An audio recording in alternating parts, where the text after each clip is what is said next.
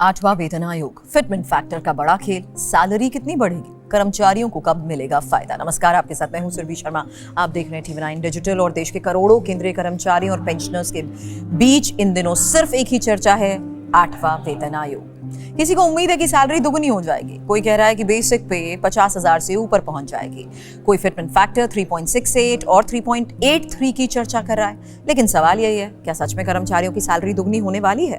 Fitment factor आखिर होता क्या है? और अगर सरकार 2.2 या 2.28 या 2.57 फिटमेंट फैक्टर लागू करती है तो कर्मचारियों की जेब में कितना पैसा आएगा? आपको आठवें वेतन आयोग का पूरा गणित आसान भाषा में समझाते हैं। आठवां वेतन आयोग क्या है? सबसे पहले ये समझिए, वेतन आयोग होता क्या है। केंद्र सरकार लगभग हर 10 साल में एक वेतन आयोग बनाती है जो सरकारी कर्मचारियों और पेंशनर्स की सैलरी के साथ साथ भत्ते और पेंशन की समीक्षा करता है। 7वां वेतन आयोग 2016 में लागू हुआ था। इसके बाद जनवरी 2025 में केंद्र सरकार ने 8वें वेतन आयोग के गठन को मंजूरी भी दी। अब कर्मचारियों की नजर आयोग की सिफारिशों पर टिकी है। फिटमेंट फैक्टर के बारे में जानिए। उस शब्द की बात जो सबसे ज्यादा चर्चा में है वो है फिटमेंट फैक्टर।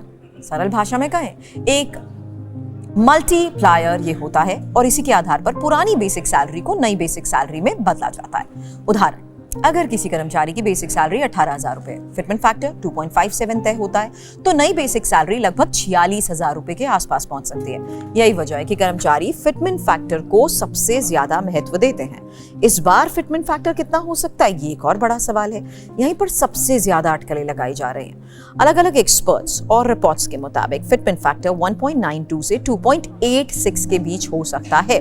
कुछ अनुमान लगा रहे हैं 2.10 की बात करते हैं, जबकि कई एक्सपर्ट्स 2.28 से 2.57 के बीच की संभावना जता रहे हैं। कर्मचारी संगठनों की मांग इससे कहीं ज्यादा है।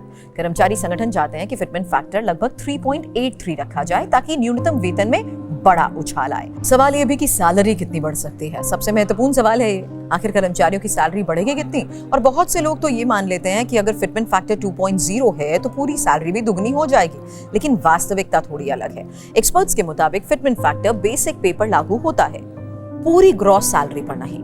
यानी HRA, TA और दूसरे भत्तों की गणना अलग तरीके से होती है। इसी वजह से अगर फिटमेंट फैक्टर 2.0 भी लागू होता है तो ग्रॉस सैलरी में बढ़ोतरी करीब 31% तक रह सकती है, ना कि 100%। इसी तरह 2.57 फिटमेंट फैक्टर होने पर भी वरिष्ठ अधिकारियों की कुल सैलरी में बढ़ोतरी लगभग 68% के आसपास रह सकती है। न्यूनतम वेतन कितना हो सकता है? क्योंकि 7वें वेतन आयोग में न्यूनतम बेसिक पे 18,000 रुपए तय की गई थी। अब अलग अलग अनुमानों के मुताबिक ये बढ़कर 34,000 रुपए से 51,000 रुपए के बीच पहुंच सकती है।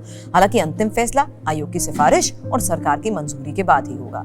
पेंशनर्स को क्या फायदा? क्योंकि 8वें वेतन आयोग का लाभ सिर्फ कर्मचारियों को नहीं मिल रहा, बल्कि करीब 65 लाख पेंशनर्स भी इसकी जद में आएंगे।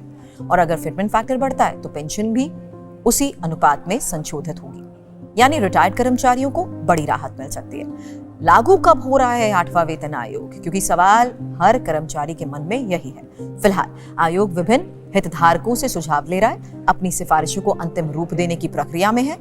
अभी तक सरकार ने अंतिम फिटमेंट फैक्टर या नई वेतन संरचना की आधिकारिक घोषणा नहीं की है, इसलिए सोशल मीडिया पर चल रहे कई दावों को अंतिम फैसला मानने की गलती ना करें। कुल मिलाकर 8वें वेतन आयोग की सबसे बड़ी चाबी फिटमेंट फैक्टर है। यही तय करेगा कि कर्मचारियों की बेसिक सैलरी कितनी बढ़ेगी और पेंशनर्स को कितना फायदा होगा। लेकिन एक बात साफ है, जो लोग सैलरी के सीधे दुगने होने की उम्मीद कर रहे हैं उन्हें थोड़ा इंतजार करना चाहिए, क्योंकि असली बढ़ोतरी फिटमेंट फैक्टर, भत्तों और सरकार के अंतिम फैसले पर ही निर्भर करेगी। आपके हिसाब से 8वें वेतन आयोग में फिटमेंट फैक्टर कितना होना चाहिए? 2.10, 2.57 या फिर 3.83? कमेंट बॉक्स में अपनी राय जरूर दें। वीडियो पसंद आया तो करिए लाइक और चैनल को करिए सब्सक्राइब।